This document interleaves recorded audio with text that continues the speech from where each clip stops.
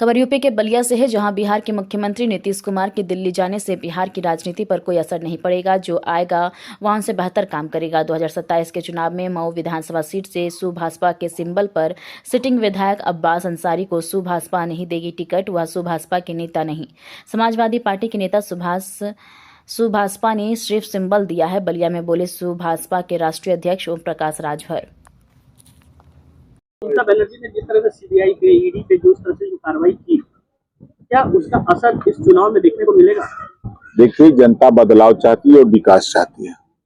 ठीक है, विकास नहीं है तो विनाश तय है। राजस्थान आपने देखा, हरियाणा देखा, दिल्ली देखा, महाराष्ट्र देखा, आपने बिहार देखा। जहां जहां चुनाव हो रहे हैं वहां बीजेपी एनडीए गठबंधन पूरी बहुमत से सरकार बना रही है। तो बिहार में भी सरकार बन रही है, बिहार में भी बनी है, बंगाल भी बनेगी। बंगाल की सीमा वाकई में देश के लिए या ममता की सरकार जो है वो देश की सुरक्षा के लिए खतरा है? देखिए, निश्चित है कि बॉर्डर पर जो प्रदेश हैं तो दूसरे देशों के लोग यहाँ जब वहां से पलायन करके आते हैं तो यहाँ ममता दीदी का है कि अब यहाँ जो लोग भारत के मूल निवासी हैं अब वो कह रहे हैं हम तो मिलते नहीं हो, वो अवतन था वो दुपड़ी लेतन, तो कहाँ से देंगे? निश्चित है, खतरा तो है, खतरा है देश की सुरक्षा पे। निश्चित है, पश्चिम बंगाल की सरकार निश्चित है। सरकार अगर है, देखते नहीं है कि बहुत मारकाट होता है वहाँ। जैसे यहाँ सपा की सरकार थी यूपी में तो गुंडा राज कहा जाता था। सपा के नेता सरकार को अपनी जेबा में लेके चलते थे। बिहार में जंगल राज के नाम से जाना जाता था। तो ये जंगल राज, गुंडा राज, आज उत्तर प्रदेश में सरकार है, योगी आदित्यनाथ जी मुख्यमंत्री हैं। 9 साल में एक भी दंगा नहीं, एक भी कर्फ्यू नहीं। सपा कांग्रेस के लोग कहते हैं कि भाजपा मुसलमानों की विरोधी है। यूपीएससी का रिजल्ट आया था, 53 मुस्लिम बच्चे पास हुए हैं। अब उनके मन में सपा और बीजेपी, बसपा जो कांग्रेस नफरत पढ़ाती थी, वो चट्टी पर बैठ के नफरत की बात करते थे उनकी सरकारों में। अब वो योगी जी, मोदी जी, अमित शाह जी के डर से अब वो लोग पढ़ाई पर ध्यान दे रहे हैं, अपने बिजनेस पर ध्यान दे रहे हैं, अब विकास की तरफ जा रहे हैं।